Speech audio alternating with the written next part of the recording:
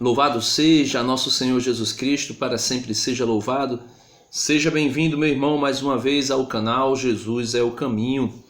E por ocasião, mês de setembro, mês da Bíblia, mês em que a Igreja do Brasil enfatiza, coloca como um mês, propõe para nós um mês de destaque para a Bíblia, tanto na liturgia, falar da importância da Bíblia, da Sagrada Escritura, como também para a meditação em casa, a meditação em família e os círculos bíblicos, E eu tenho aí uma playlist do mês da Bíblia de 2019, que foi sobre a primeira carta de São João. E esse ano nós estaremos trabalhando o Deuteronômio, Então, seja bem-vindo ao mês da Bíblia, e esse ano meditando um livro do Antigo Testamento, o Deuteronômio. Então, vamos lá. Em nome do Pai, do Filho e do Espírito Santo. Amém. Vinde, Espírito Santo, enchei os corações dos vossos fiéis e acendei nele o fogo do vosso amor. Enviai, Senhor, o vosso Espírito, e tudo será criado, e renovareis a face da terra.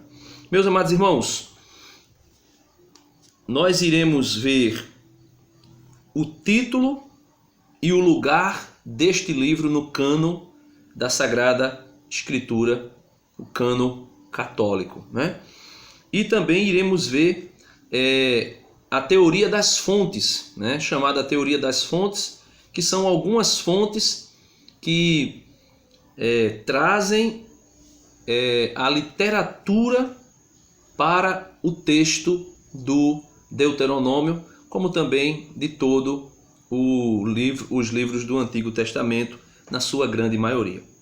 Então, título e lugar no cânon.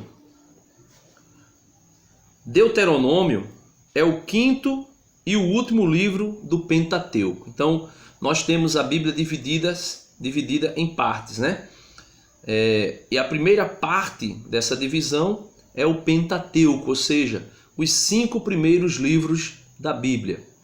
Dentre eles, o último deles está o Deuteronômio, que é o livro proposto pela Igreja do Brasil para meditarmos sobre ele. Então, Deuteronômio é o quinto livro, do Pentateuco, ou quinta parte da Torá, porque os 5 primeiros livros da Bíblia é chamado também de Torá. Então, o quinto livro do Pentateuco, ou a quinta parte da Torá.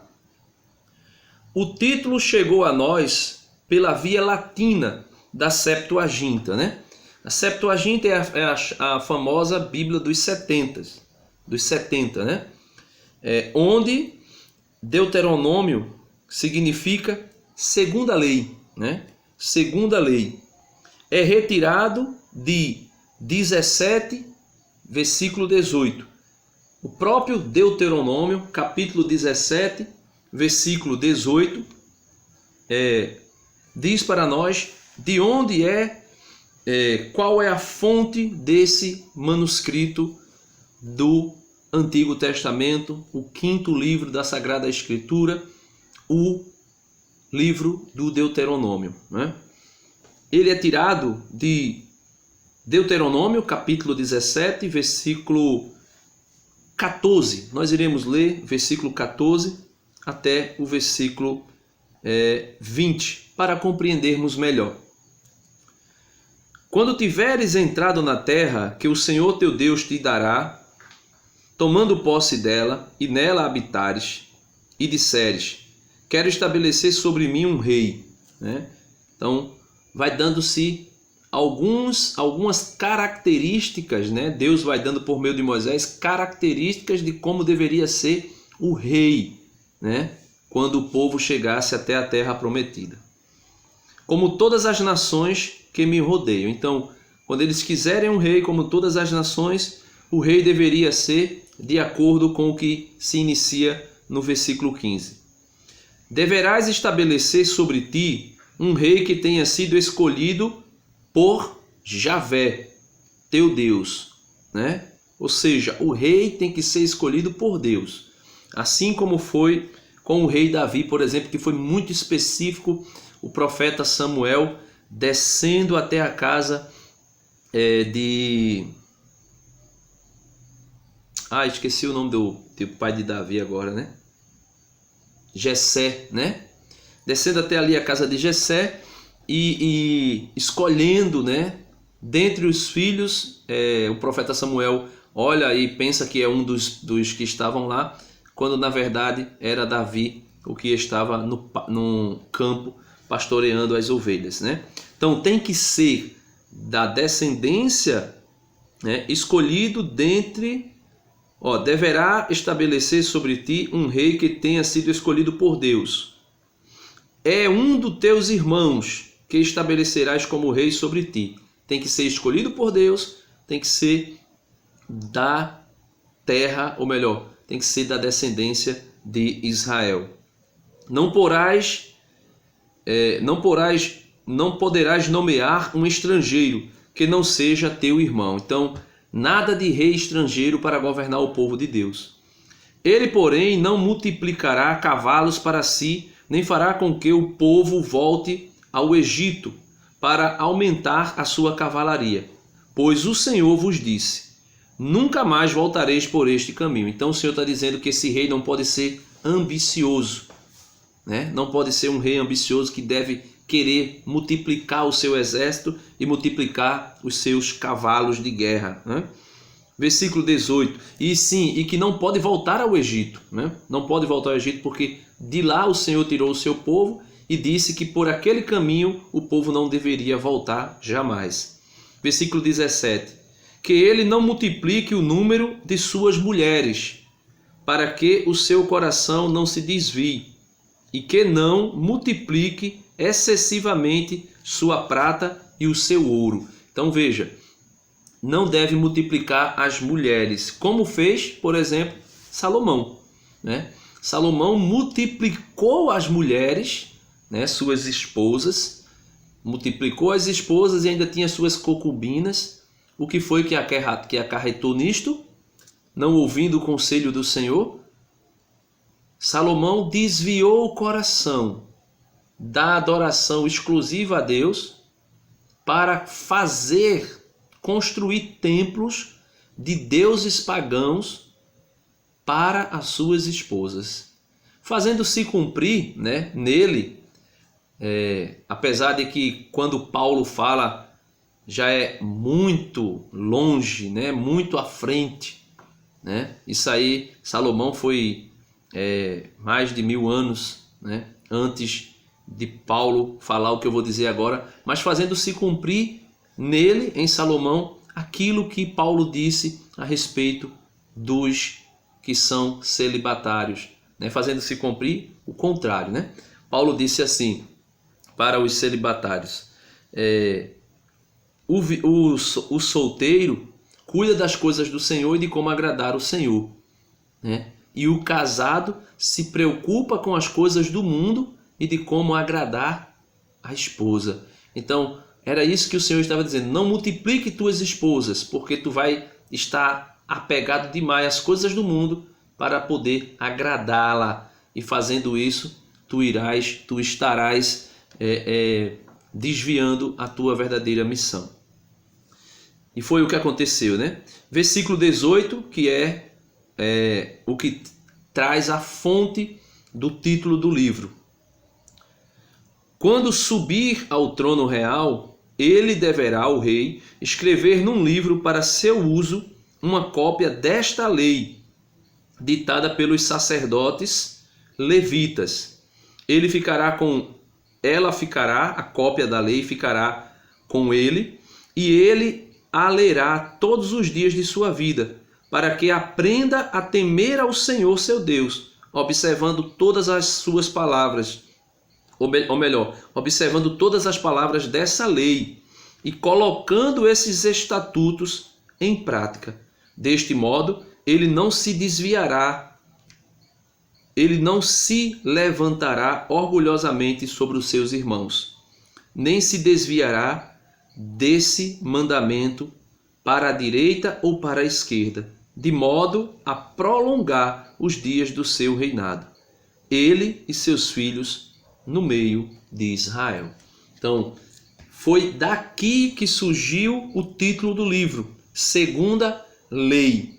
É retirado de Deuteronômio 17, versículo 18, porque essa segunda lei, né, embora o texto hebraico diga que o rei deve escrever para si mesmo, não uma segunda, mas uma cópia da lei. Então não era escrever uma segunda lei, era uma cópia da lei, né? Então Deuteronômio é uma segunda lei, não que seja uma lei distinta, diferente, mas é uma cópia da primeira lei, né? Uma cópia da lei. Entretanto, o título não é absolutamente inapropriado, já que a lei da fonte D, né?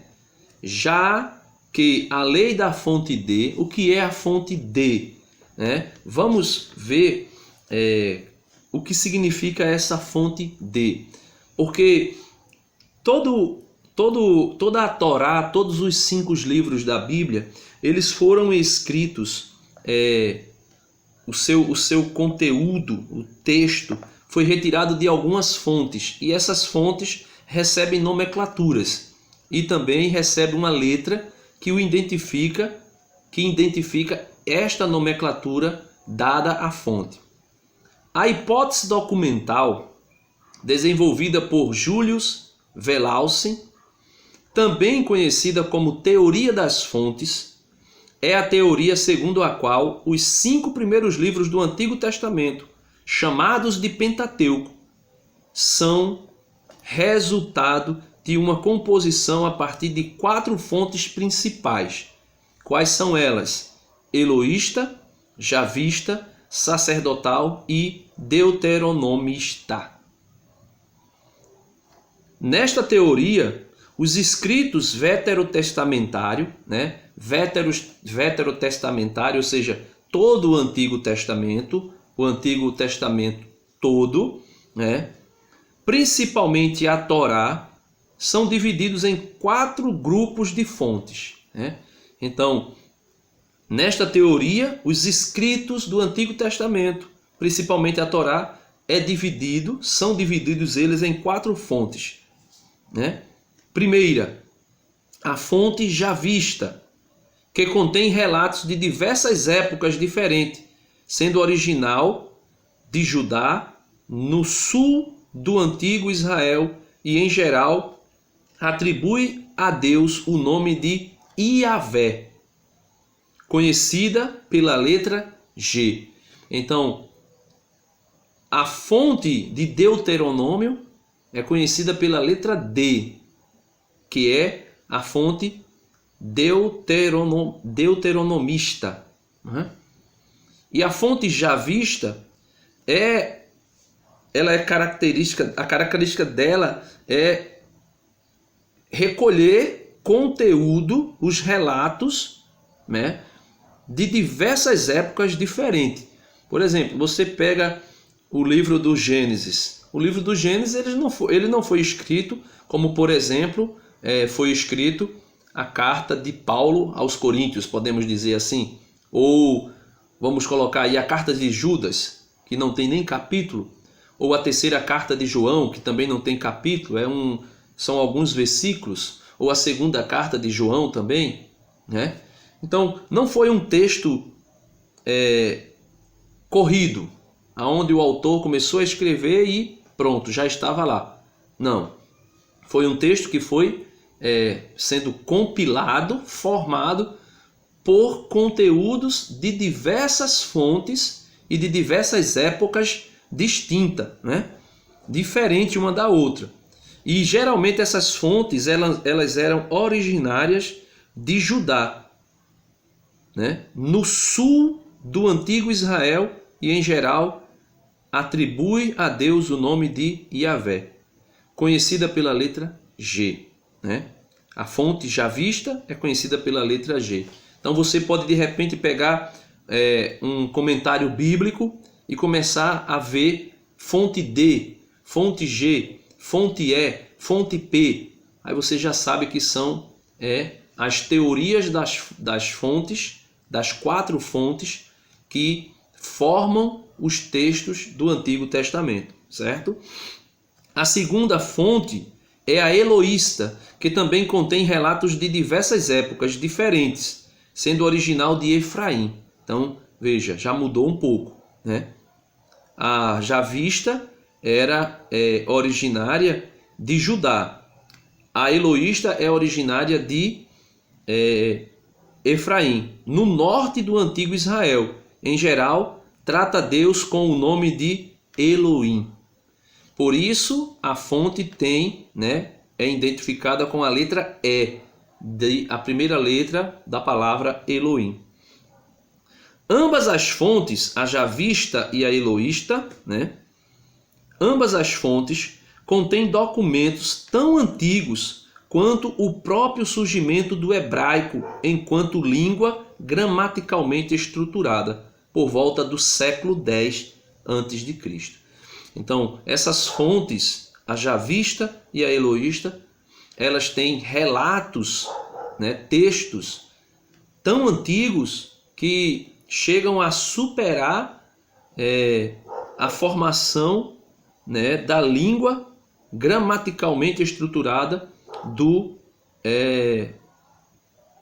hebraico, do hebraico. Terceira fonte, a fonte deuteronomista, que é a fonte que originou de maneira mais direta o livro do Deuteronômio, que é a fonte deuteronomista, que provém dos círculos ligados ao ensino doutrinário. Contém longos discursos e princípios reguladores e está espalhada pelos Nebim até o Deuteronômio e do restante da Torá. Nebim são os livros proféticos, Os judeus chamam os livros proféticos de Nebim. Então, a fonte deuteronomista, ela está espalhada por todos os livros proféticos, além do Deuteronômio, como também nos demais livros da Torá. Por quê? Porque ela é feita de longos discursos. Se você pegar, você vai ver aqui comigo no esboço do livro de Deuteronômio, você vai ver que o Deuteronômio ele é formado de grandes discursos de Moisés, No capítulo 1º, capítulo 2º, capítulo 3º, 4º, já são discursos de Moisés imensos, E é uma característica própria da fonte D, da fonte deuteronomista, esses discursos longos, É conhecida pela letra D e usa fontes literárias tanto do norte quanto do sul, Reino do Norte e Reino do Sul, que vão se formar mais à frente, depois do relato do Deuteronômio, Principalmente do norte, mas seu fechamento redacional, seu fechamento redacional ocorreu no sul por volta do período exílico entre 597 e 538 a.C. E por fim tem a fonte sacerdotal. Essa fonte sacerdotal, ela não tem como característica, como identificação, a letra S, porque ela tem a letra P por identificação. Por qual motivo? Então veja, pelo simples fato de que a palavra sacerdote em alemão, eu acho que se pronuncia assim, que eu não falo alemão, Priester, Priester. E do inglês, priest. priest. Eu acredito que é isso, né? Também eu não falo inglês, por incrível que pareça, né? É a fonte dos escritos elaborados pelos membros dos grupos de sacerdotes e que estiveram grandemente envolvidos no processo de compilação tardia ou final dos escritos bíblicos que chamamos de Antigo Testamento ou Tanakh, a Bíblia hebraica. É uma fonte original do sul de Israel e sua datação é próxima do período pós-exílico, a partir de 445 a.C. Então, existem 4 fontes literárias, né? 4 fontes que originaram os livros do Pentateuco. E o livro do Deuteronômio, ou seja, o 5º livro do Pentateuco, ou a 5ª parte da Torá, é formado por esta fonte, né? A fonte deuteronomista, né?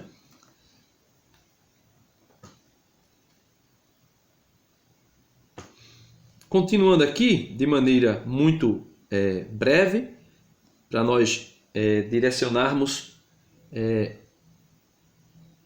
o conteúdo, ele diz assim, né? A pesquisa que eu fiz aqui diz o seguinte: o livro foi atribuído a Moisés. Logo no início do livro do Deuteronômio, diz que são os discursos de Moisés. E por esse motivo se atribui a Moisés.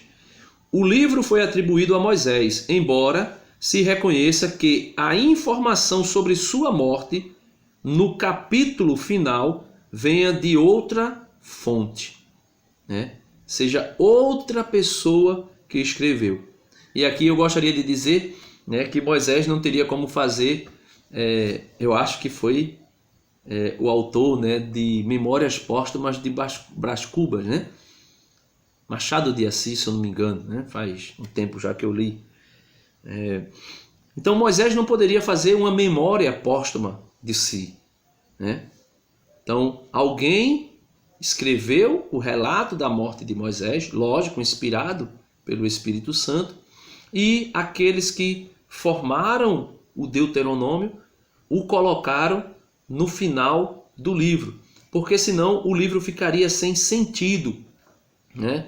Não terminaria sem sentido, não se saberia Moisés morreu, não morreu, o que aconteceu, né?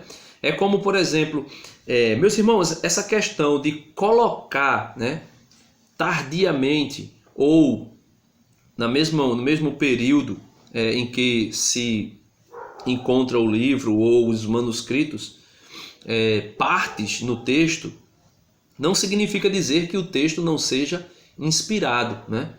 Por exemplo, para muitos biblistas, para muitos estudiosos da Bíblia, o capítulo 16 de Marcos, Evangelho de São Marcos, capítulo 16, ele iria terminar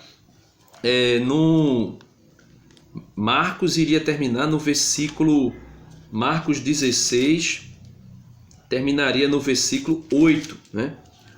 Então Marcos 16 acabaria no versículo 8º, que diz assim. Você tiver com a Bíblia de Jerusalém, você vai ver que ele coloca reticências, né?